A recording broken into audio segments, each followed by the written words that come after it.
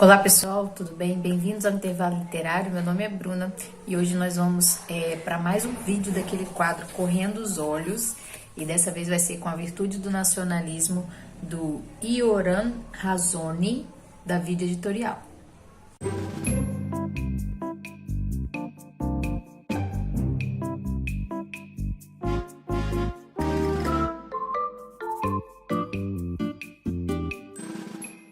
Bem, nesse quadro a gente então fala rapidinho do livro, porque eu li alguma coisa, eu li um capítulo, ou eu li 2, 3 capítulos que eu achei interessante, leio sempre as orelhas, também aqui atrás, o índice, e mostro para vocês o que eu achei. É como se você sentasse numa livraria para dar uma olhada no livro que você quer comprar.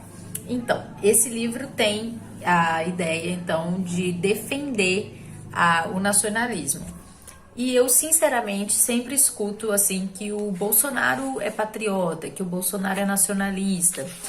E é interessante que esse é um livro escrito por um judeu sionista, um judeu que defende que Israel precisa ser um Estado independente.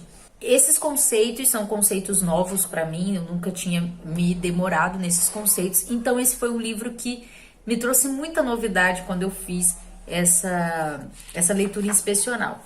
Eu li então o início aqui, que fala do processo de tradução do livro, e é uma tradução muito preocupada em trazer o original. Então, se o Razoni vai falar de coisas de outras línguas que não sejam inglês, o tradutor quis ir na fonte e fazer a tradução de novo, tá?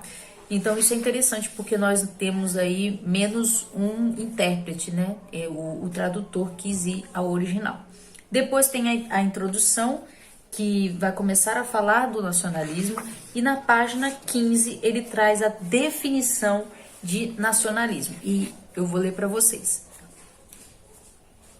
O nacionalismo, né, é uma política, então é uma política em meio ao qual cresci, um ponto de vista fundamentado na ideia de que o mundo é mais bem governado quando as nações estão em condições de traçar seu caminho de forma independente, cultivando suas próprias tradições e buscando seus próprios interesses sem qualquer interferência. Isso se opõe ao imperialismo, que busca trazer a paz e a prosperidade ao mundo, unificando a humanidade na sua máxima extensão possível sob um único regime político. Daqui eu já fiquei interessada, né? Porque o globalismo é uma forma de imperialismo, é a nova forma, né, do imperialismo. E exemplos disso são a União Europeia, os Estados Unidos. Na União Europeia, né, todas aquelas nações, você imagina bem, povos, línguas, países inteiros num governo global ali daquela região, e a dominação americana, né, dos Estados Unidos, que vem pelas instituições internacionais coagidas pelo poder bélico, né, dos Estados Unidos. E aí tem uma diferença, o imperialismo, né, tão vigente, pode ser chamado de várias coisas. Aí na página 17 ele traz alguns nomes que a gente está acostumado.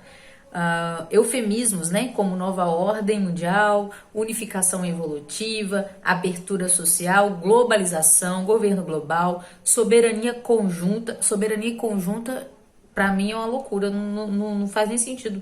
Ordem normativa unificada, jurisdição universal, comunidade internacional, internacionalismo liberal, transnacionalismo, liderança americana, século americano, mundo unipolar, nação indispensável, hegemonia, vários nomes que você vai encontrar nos documentos da ONU, nos documentos de acordos que são fechados entre os países. Você vai encontrar esses termos também no jornalismo, na escola, nos materiais didáticos. E tudo isso é a mesma coisa, é globalismo, é imperialismo, né? Um neo-imperialismo de grandes blocos de países sobre todo o mundo. E existe uma diferença que eu achei interessante entre o patriotismo e o nacionalismo. E essa diferença é na abrangência, porque o patriotismo faz alusão ao amor e lealdade de um indivíduo com a sua própria nação independente. Já o nacionalismo é uma coisa mais abrangente, é uma tradição da melhor política possível, aonde um país, né, tem total liberdade e independência e tem uma história comum. E eu achei isso muito interessante porque a gente acaba usando, né, o termo para a mesma coisa. Como eu disse, o autor é judeu, então a gente vai ter um judeu falando a respeito de nação. Então a gente vai entrar em contato com o texto sagrado, a gente vai entrar em contato com a Bíblia. E qual que é a definição de nação? Para quem é cristão é muito simples a definição de nação, né? Por exemplo, Israel são 12 tribos que falam a mesma língua, que servem o mesmo Deus, que tem um culto unificado, que tem uma história juntos.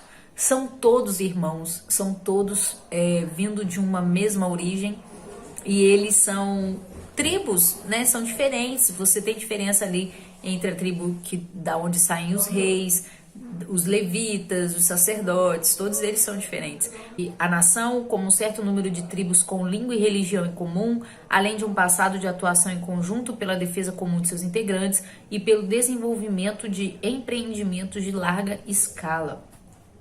A importância de entender o plano de Deus para a concepção do Estado de Israel está em perceber como esse modelo traz um modelo excelente de política, né? Na página 31 tem um trecho que eu achei importante salientar. A Bíblia, né, dessa maneira, introduz uma nova concepção política. O Estado de uma única nação que é unida, se autogoverna, não tem interesse em submeter os seus vizinhos às suas próprias regras. Olhe bem, né?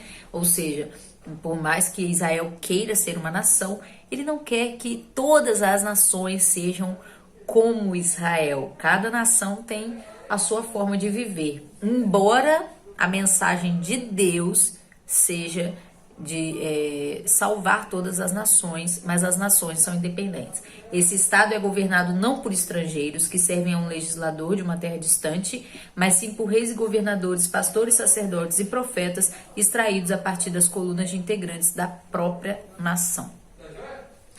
A ideia de promover a prosperidade e a paz mundial, né, que é a ideia do globalismo, né, a desculpa de que os países precisam se unir, não pode haver soberania das nações, porque tem que ficar todo mundo junto, ser todo mundo feliz, uma ideia aí da Guerra Fria, né? A ideia de promover esse império da prosperidade pode ser encontrada na formação da Igreja Católica Romana. E aí o Razzoni vai fazer uma crítica à Igreja Católica no sentido de que ela também é imperialista, né? Porque ela tem a religião católica toda num governo único. E quando ele fala sobre a Igreja Católica, ele diz que se assemelha mais ao Império Egípcio, Assírio e Babilônico do que com a religião judaica. O mundo protestante trouxe o cristão para mais perto do que Israel devia ser, por causa das suas diferenças, de não ter essa ideia de ser império. De acordo com o autor, o protestantismo faz o mundo cristão dialogar com o modelo de Deus para as nações, uma ordem independente de nações livres com governo próprio, igreja própria, leis apropriadas ao povo, sem que essas regras venham valer para a nação vizinha. A proposta nacionalista é a base para a independência das instituições. Eu achei isso muito interessante, porque hoje nós sempre escutamos falar sobre crise das instituições, crise da soberania nacional e tal, mas não é o globalismo que vai ajudar isso, é o nacionalismo, a proposta nacionalista que é a base dessa independência, das tradições, das leis, já que nenhuma força exterior tem o poder de torná-las inadequadas ou ultrapassadas. Sabe, aqui no Brasil, o que acontece? Se hoje o povo brasileiro quiser instituir a pena de morte como uma lei justa, se o povo crescer essa ideia no meio do povo de que a pena de morte é justa para crimes de assassinato, o Brasil não pode, porque o Brasil é signatário de um pacto entre algumas nações dizendo que não pode aprovar essa lei no Brasil nunca. Olha que situação. E sair de pactos assim traz prejuízos econômicos para o Brasil. Então, pode ser quem for que estiver na presidência ou no STF, qualquer lugar que seja, que nunca vai ser aprovada essa lei, a não ser que peitemos esse tipo de acordo. E eu vou deixar linkado aqui embaixo o vídeo de uma jurista, de uma advogada, que explica isso. Outro exemplo é a pressão para o aborto, né? Para legalizar o aborto. Sempre o argumento é de que outras nações já aprovaram, outros países já aprovaram, e chove de dados de outros países, mesmo que sejam factoides. As pessoas que defendem um aborto defendem não de acordo com a moral brasileira. Não existe uma fonte brasileira que almeje o aborto, né? Só procurar aí, procura no meio dos seus parentes. Não tem. Eu só li então esse iniciozinho do livro, gostei muito. Se eu tivesse lido tudo isso numa livraria, eu com certeza traria esse livro para casa. Vou deixar o link para você comprar esse livro aqui embaixo. Deixe o seu joinha nesse vídeo e diga se você gosta desse tipo de conteúdo. Um abraço e nos vemos nos próximos vídeos do canal.